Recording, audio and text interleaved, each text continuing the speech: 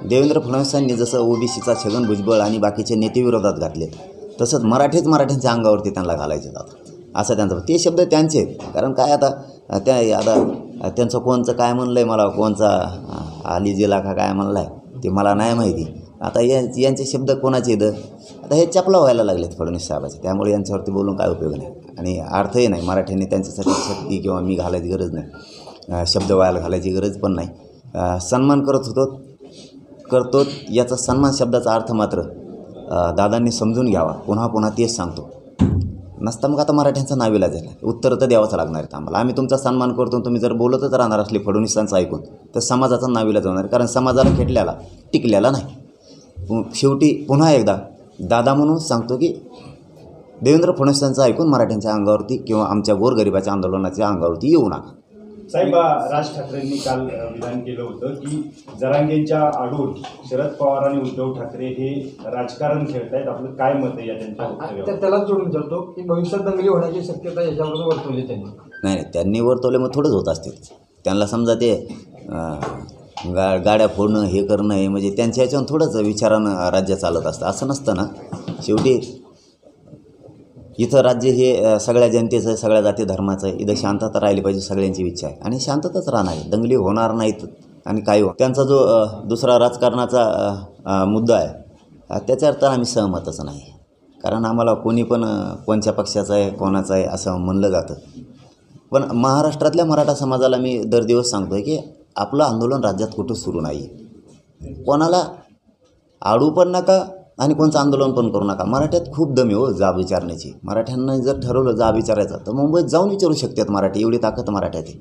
त्यामुळे सध्या आंदोलनं नाहीत, विनाकारण ते त्यांना बळ मिळाल्यासारखं होतं. काल महाराष्ट्राने म्हटला की मुंबईमध्ये जावं लागेल. जर तुम्ही लोकांचा कौल पण काल विचारत होता की जायचं का, अशा पद्धतीने तुम्ही विचारत होता. नेमका काय तुमच्या डोक्यात आहे? मुंबईला तुम्ही जाणार आहे का? नाही, डोक्यात काय नाही. जे बोलतो ते स्पष्ट मीडियाच्या बांधवासमोर बोलतो आणि मीडियाच्या बांधवांनी इतका विश्वास मी दुसऱ्यावर ठेवत पण नाही. मला काही बोलायचं असलं, सरकारशी बोलायचं असलं, कोणाशी बोलायचं असलं तर मीडियाशिवाय मी बोलतच नाही. ते पारदर्शक माझ्या कामाला आलं, माझ्या समाजाच्या पण कामाला आलेलं आहे. त्यामुळं कारण काही नाही. पण हे देणार नसले मुंबई आमची आहे ना, आम्ही का जाऊ नये का मुंबई? सगळी दुनिया जाते ना, आम्ही एकट्याने जायचं नाही का? एकदा पोराला चक्कर मारायची असेल तर मारायची, एकदा आरक्षणासाठी मारू शकते. पण राज्यामध्ये आरक्षणाची गरज नाही असं सुद्धा राज ठाकरे म्हणतायत. आर्थिक निकषावर आरक्षण हवं असं त्यांना गरज नाही, बाकीच्यांना आहे ना. आता काय असतं, राजसाहेब ठाकरेंनी विचार करायला पाहिजे या गोष्टीचा की गोरगरिबांना आरक्षणाची आवश्यकता आहे. जे त्यांना वैभव मिळालं गोरगरीब जनतेच्या मराठ्यांच्या जीवावर मिळालेलं आहे आणि श्रीमंताला येशीत बसणाऱ्याला आरक्षणाची किंमत नाही कळणार. ही जर गोरगरीब जनतेला बसलेली, त्यांच्या भावना फक्त एकदा जाणून घ्या आणि मग म्हणा तुम्ही मराठ्यांना किंवा महाराष्ट्राला आरक्षणाची गरज नाही. एकदा त्यांच्या घरी जाऊन विचारा, विद्यार्थ्यांना विचारा, विद्यार्थ्यांना विचारा तुला आरक्षणाची गरज आहे का? ती जर नाही म्हणली तर मग तुमचं मत व्यक्त करा. तुमचं प्रत्येक वेळेस तुमचेच विचार जनतेवर लादून चालत नाही आणि तुम्ही ते लादू पण नका. साहेब, उद्धव ठाकरेंच्या गाडीवर काल राज ठाकरेंच्या गाडीवर काल सुपाऱ्या टाकल्या. त्यानंतर संजय राऊत यांनी सांगितलं की ते शिवसैनिक नव्हते तर ते मराठा आंदोलक होते आणि त्यांचा तो रोष होता. काय आहे ते कोण होते मी पण नाही बघितले, पण मी एवढंच सांगतो की राज्यात आंदोलनं सुरू नाही आहेत मराठ्यांचे कुठंच. विनाकारण कोणी फडणवीस साहेबांची सुपारी घेतल्यासारखं ते अभियान सुरू केलं, षड्यंत्र त्याच्यात सामील होऊन विनाकारण रॅल्या काढणं, पुढं यात्रा काढणं, कुठं जाब विचारणं हे कामं बंद करावं. कारण समाजात ताकद आहे ना जाब विचारण्याची. मुंबईत जाऊन विचारू शकतो ना, असं थोडंच आहे की समाज विचारू शकत नाही म्हणून तुम्ही विचारायला चालला. आंदोलनच नाही, विनाकारण त्यांना गालबोट लावायचं आंदोलनाला. त्यांचं ऐकून कोणत्याच मराठा समाजानं आंदोलन करू नये ही इच्छा आहे. शेवटी निर्णय त्यांचा आहे. समाज जितके दिवस सहन करत तितके दिवस करत, त्यांचंही ऐकणार नाही. मग समाज आंदोलन नको म्हणतो हे जाणून बुजून करणार असले तर समाजाच्या समोर त्यांनाही जायचं आहे. मग आर्थिक निकषाच्या अनुषंगानं मगाशी आपलं बोलणं आलं होतं, माझा एक प्रश्न आला. आर्थिक निकषावरती आरक्षण मिळालं पाहिजे अशी भूमिका छत्रपती उदयनराजेंची सुद्धा आहे. ते अनेक वेळा बोललेले आहेत. तुम्ही त्यांना भेटलात ज्यावेळेला पाठिंबा आला त्यावेळेला नेमकी काय तुमची चर्चा झाली होती? आर्थिक निकषाच्या अनुषंगाने झाली होती का? पहिल्या दिवसापासून आमची ओबीसीतून मागणी, पहिल्या दिवसापासून, आजच नाही.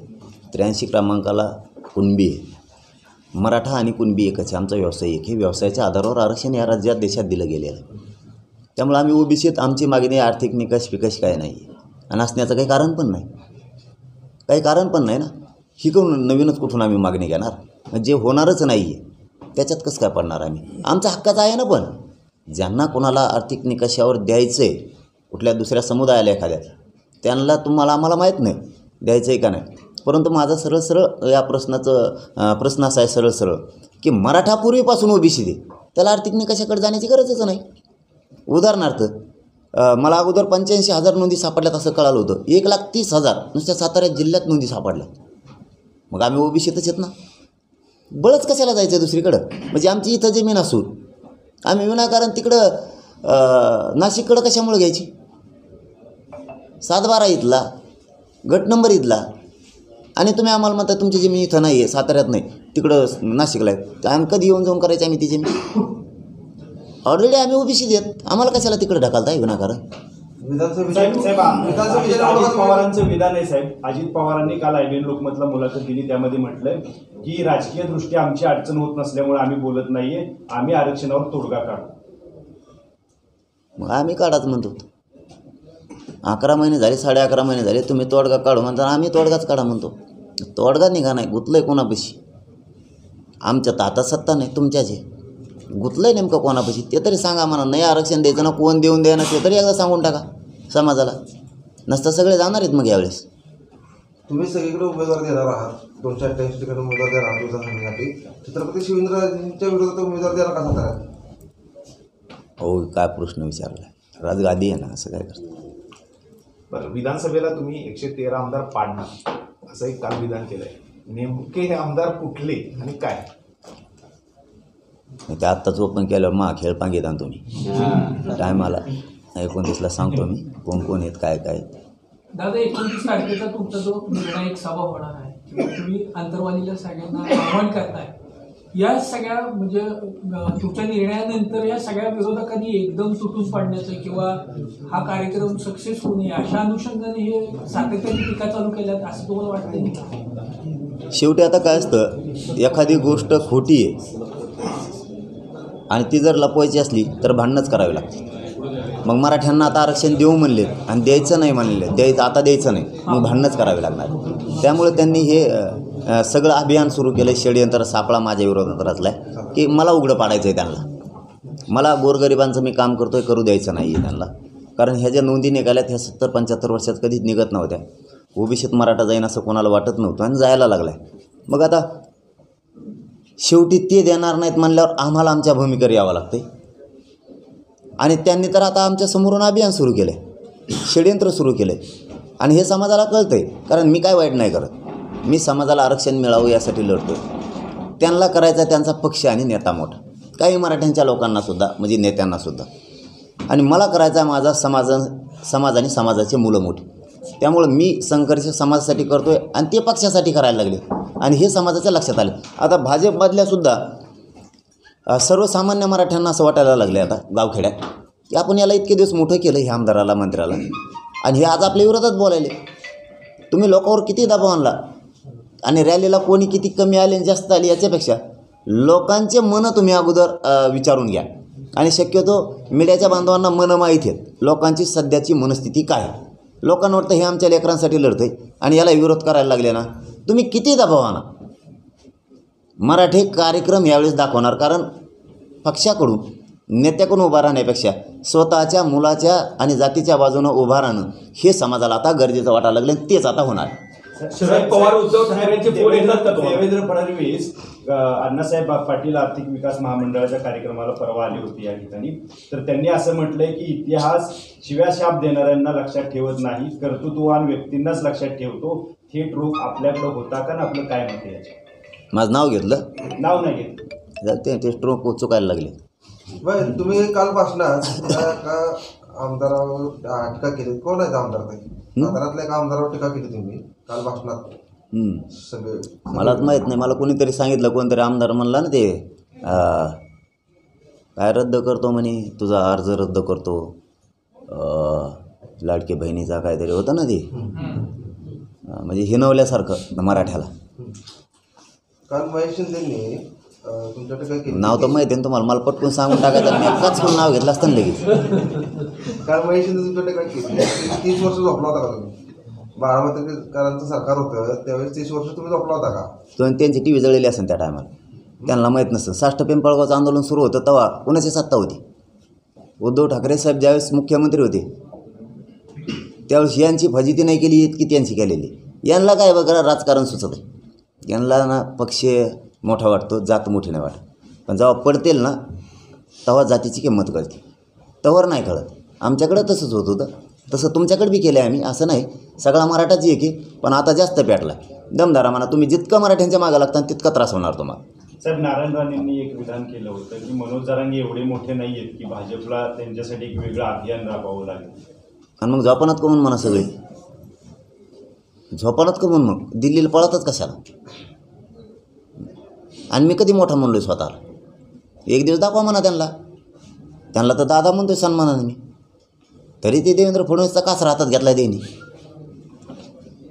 मी पण कधी म्हणलोय की मी मोठा आहे? मी मोठा जर मानला असता स्वतःला, एवढी पब्लिक जाऊ दे आता मीडियाच्या बांधव सांगतोच, कारण तुमचं मग जमतं पहिल्यापासून, त्याच्यामुळे पोटात ठुतं नाही मी काही. एवढी मोठी पब्लिक माग असली ना असते ना, माझ्याकडे दुसरं असताना आता बघ ठोकाठोकी सुरू केली असते. मी इतकं संयमानं घेतोय की अतिसंयमानं.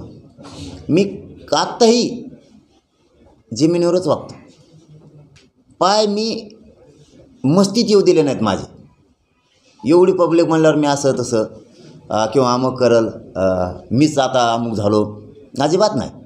मी जमिनीवरच आहे. मी आहे तसंच राहतो, आहे तसंच खातो, आहे तितकंच प्रेम समाजावरती करतो, समाजही माझ्यावरती करतो. मला मस्तीत मी जगतच नाही. त्यामुळे मी कधीच म्हणलो ना मी मोठा आहे. पण आता सगळं सरकार आणि विरोधी पक्ष मग माग कम लागला. आता बघा, फडणवीस साहेबांनी त्या येवल्याच्या त्या मुकदमाच्या माध्यमातून बरेच जण एकत्र केले, ते विरोधात लावले. दरेकरांच्या माध्यमातून फडणवीस साहेबांनी ती एक टोळी तयार केली. आणखीन 2-3 त्याला जोडलेत त्यांनी, आणखीन ओपन नाही झाले म्हणून नाव नाही घेत मी त्यांचं. त्यांनी मराठ्यांच्या संघटना फोडायला सुरू केल्या, मराठ्यांच्या विरोधात बोलण्यासाठी समन्वयक काही फोडायला सुरुवात केली. आणि मग ते प्रेस घेणार, आमच्या जवळच्या आसपासची फोडायची पत्रकार परिषदा घ्यायला लावायची.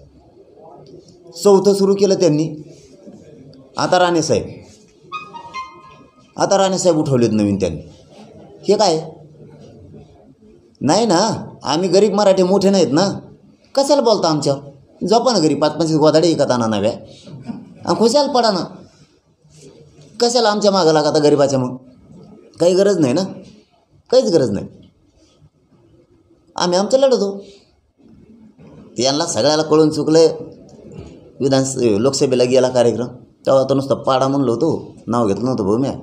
मी असा गरीब आहे, शेतकऱ्याचा सामान्य पोरग आहे, मी साधा माणूस आहे, म्हणून समाजाने विश्वास ठेवला आहे. तरी पाडा म्हणलेलं त्यांना कळलं आहे काय करायचं. आणि आता नाव घेतल्यावर 113 आमदार काल पाडणार असं म्हटलं तुम्ही. ते नेमके 113 आमदार जर पडले तर ते नवीन येणारे 113 आमदार नेमके कुठल्या पक्ष? आमचे असतील ना. हा तुम्ही काल ते पण म्हणता आमचा पक्ष म्हणजे पक्ष नाही, पक्ष काढत नाहीत आम्ही.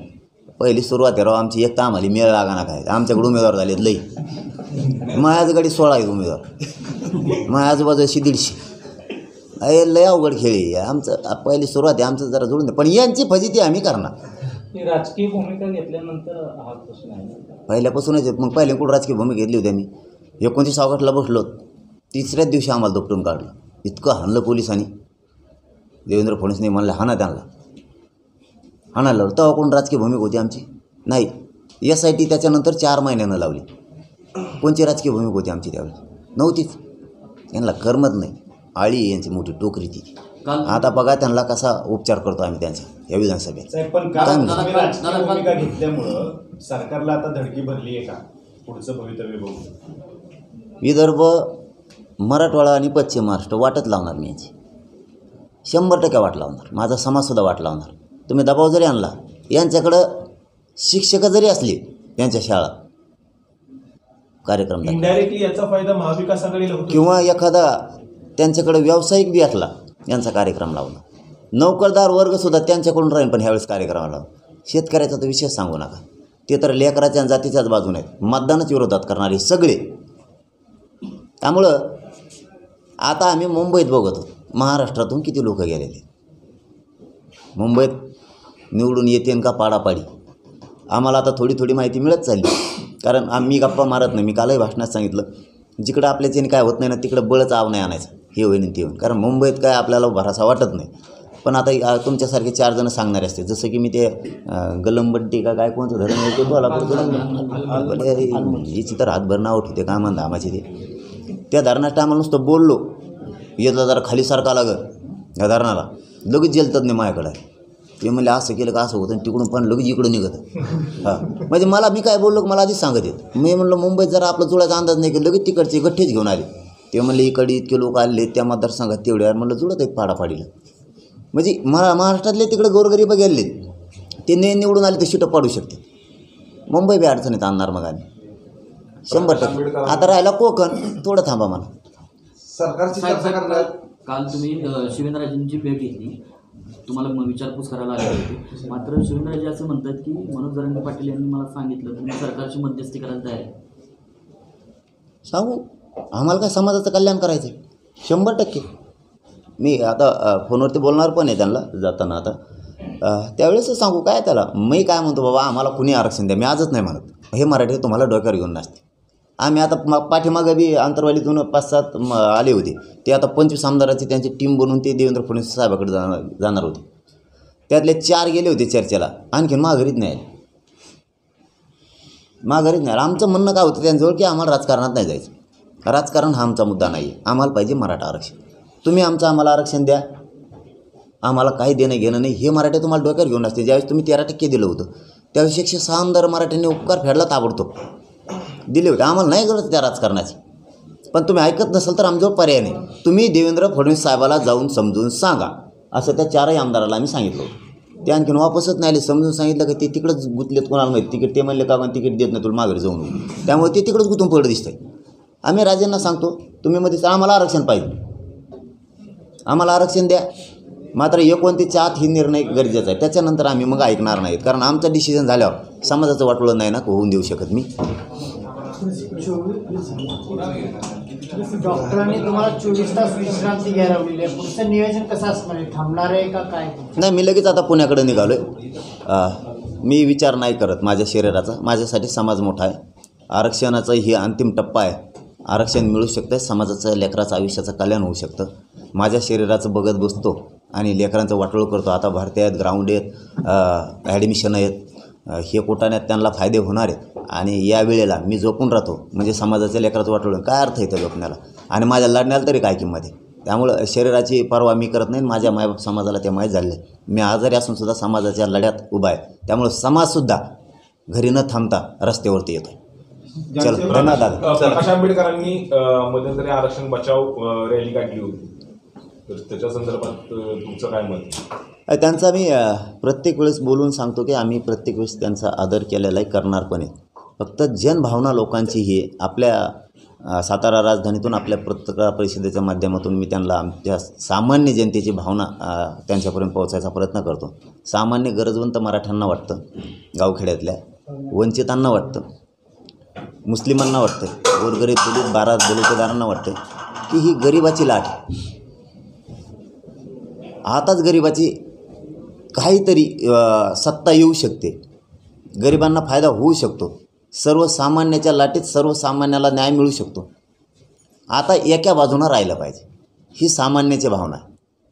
शेवटी निर्णय त्यांचा आहे, त्यांनी काय करायचं त्यांचा आहे. परंतु गरजवंताला आणि गरजवंत आणि वंचितांना न्याय द्यायचा असला गरिबाला तर एवढीच संधी, शेवटी निर्णय त्यांचा आहे. आता साताऱ्यात शिवाजींची वागणूक आलेली आहे, तर तुम्ही जाणार आहे का बघा? आता मला इथून मी रात्रीच चर्चा केली होती त्यांच्याशी, आपण जाऊ म्हणून, राजांकडेही जाऊ म्हणलो होतो. पण आता इथंच 10 वाजले, तिथं 12चा कार्यक्रम आहे, मध्ये लोक आडवीत आहेत परत स्वागताला. मग 3 वाजता मी तिथं जाईल, तर सगळा खेळ पांगल. त्यामुळे वापस 14 तारखेच्या नंतर 1 तारीख त्यांना कळवतं असं सांगितलं. वापस पुन्हा वागणं काही बघायला आणि राजांना त्यांनाही भेटली. ज्यांच्या कुणबी नोंदी सापडणार नाही तर त्यांना आरक्षण मिळालं, ज्यांच्या मराठ्यांच्या कुणबी नोंदी जर नाही सापडल्या तर? ज्या मराठ्यांची नोंद सापडली त्या नोंदीच्या आधारावर त्याच्या सगळ्या सोयऱ्याला दिलं जाणार. लग्नाच्या सोयरी की जुळत्या त्या, म्हणून सगळ्या सोयरीची अंमलबजावणी आणि त्याची अंमलबजावणी करण्यासाठी तो कायदा टिकण्यासाठी 2012च्या कायद्यात दुरुस्ती करायचं सरकारनं ठरवलं आहे. त्यासाठी ती काढलेली सगळ्या सोयरींची अधिसूचना आहे. मराठ्यांचं हेच म्हणणं आहे की ताबडतोब तातडीनं सगळ्या सोयरीची अंमलबजावणी करा. ते लांबण लावतात म्हणून मराठ्यात रोष निर्माण झाला आहे की जाणून बुजून मराठ्यांचे लोक पोरं मोठे होऊ नयेत म्हणून सरकार जाणून बुजून अंमलबजावणी करत नाही. म्हणून पक्ष सोडून मराठी आता एकजूट झालेत. मोठं करण्यापेक्षा मुलाला मोठं करून या आंदोलनात सहभागी होऊ हे मराठ्यांनी ठरवलं आहे. आणि मराठ्यांनी हे ठरवावं तरच आपले लेकरं मोठे होतील. नसता आपल्या पुढच्या पिढ्या आपल्याला मराठी कधीच माफ करणार नाहीत. चलो दादा, धन्यवाद.